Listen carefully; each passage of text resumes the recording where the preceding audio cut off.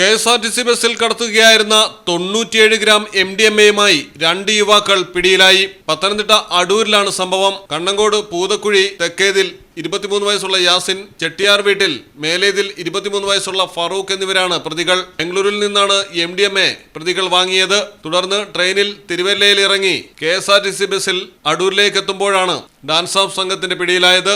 പ്രതികളെക്കുറിച്ച് വിവരം ലഭിച്ച dance of സംഘം അടൂർ KSEB ഓഫീസിന് സമീപം വെച്ച് ബസ് തടഞ്ഞു നിർത്തിയാണ് പ്രതികളെ കസ്റ്റഡിയിലെടുത്തത്.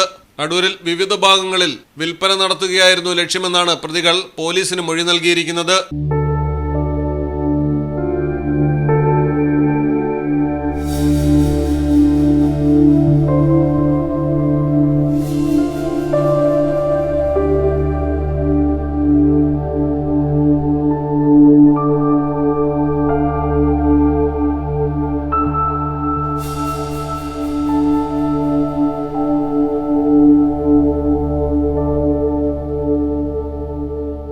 മലയാളം ടെലിവിഷൻ പത്തനംതിട്ട. ഇംഗ്ലീഷ് വെറും ഒരു ഭാഷയല്ല, അത് നിങ്ങളുടെ കോൺഫിഡൻസ് ആണ്.